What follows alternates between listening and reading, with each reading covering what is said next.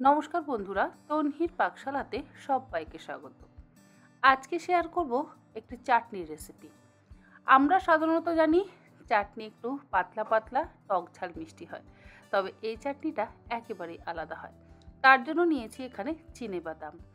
1 cup পরিমাণে চিনেবাদাম আমি শুকনো কড়াইতে মিনিট 2 গ্যাসের ফ্লেমটাকে মিডিয়ামে রেখে একটু ড্রাই রোস্ট করে নিচ্ছি। আমি এখানে খোসা ছাড়ানো চিনেবাদামের ব্যবহার করেছি। আপনারা চাইলে খোসা সমেত যে কাঁচা চিনেবাদাম পাওয়া যায় সেগুলো ব্যবহার করতে পারেন।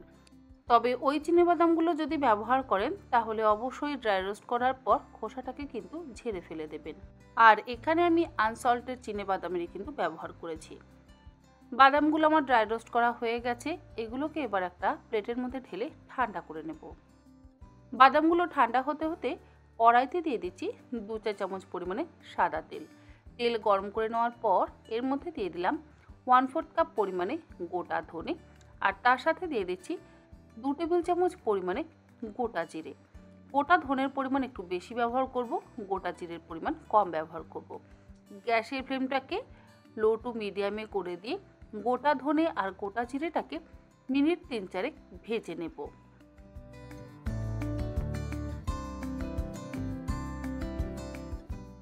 3 থেকে 4 মিনিট গোটা ধনে আর গোটা জিরেটাকে ভাজা হয়ে যাওয়ার পর গ্যাসের ফ্লেমটাকে বন্ধ করে দিয়ে এই কড়াইয়ের মধ্যেই রেখে ঠান্ডা করে নেব।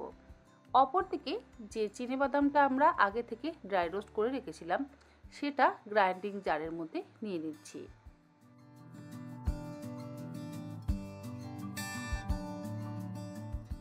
গ্রাইন্ডিং জারে নেওয়ার পর পালস মোডে আমরা গুঁড়ো করে নেব।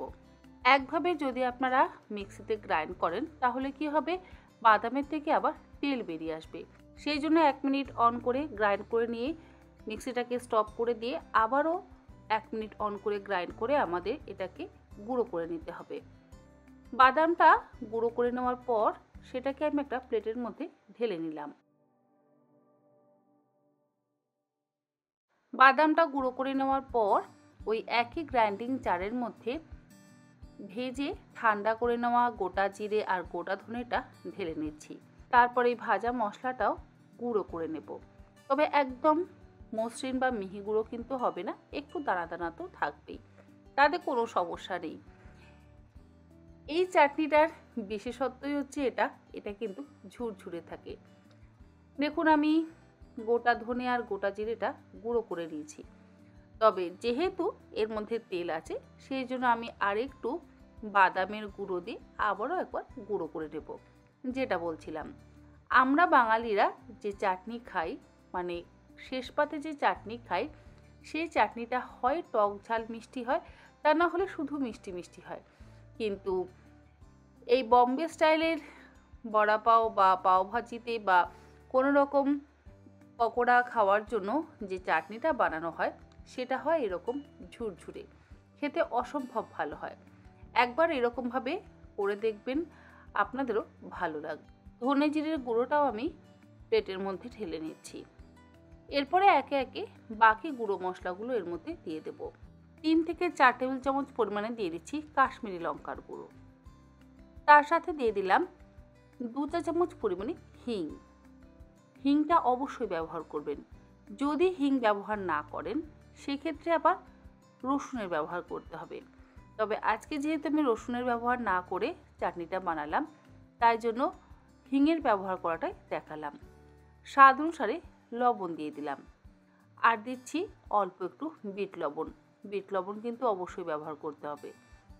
আর দেব 2 চা চামচ পরিমাণে গোলমরিচের গুঁড়ো। লবণ আর বিট লবণের ব্যবহারটা অবশ্যই নিজেদের স্বাদ অনুসারে ব্যবহার করবেন। এবারে সমস্ত কিছু একসাথে খুব ভালো করে মিশিয়ে নেব।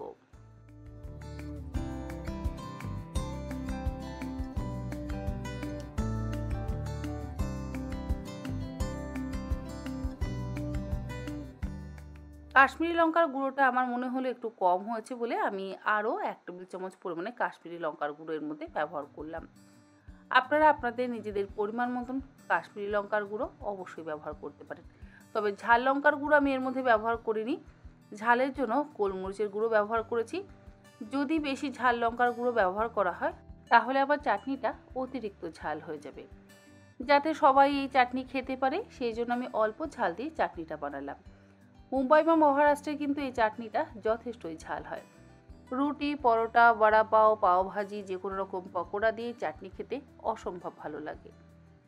এই চাটনিটা আপনারা কোনো এয়ারটাইট কন্টেনারের মধ্যে করে ভরে নর্মাল জায়গায় স্টোর করে মোটামুটি 1 থেকে 2 মাস রাখতে পারেন। আর যদি 7-8 মাস স্টোর করে রাখতে চান তাহলে নর্মাল ফ্রিজে আপনারা অবশ্যই স্টোর করে রাখতে পারেন। আর চেষ্টা করবেন কাঁচের জারের মধ্যে স্টোর করে রাখবার, তাহলে বেশি দিন স্টোর করে রাখতে পারবেন। যাই হোক, আজকের রেসিপি হয়তো আপনাদের ভালো লাগলে আপনারা এরকমভাবে একবার অন্তত বাড়িতে বানিয়ে দেখবেন। আমার মনে হয় আপনাদেরও ভালো লাগবে। আজ তাহলে এই পর্যন্ত। আবার হাজির হয়ে যাব অন্যদিন অন্য কোনো রেসিপি নিয়ে।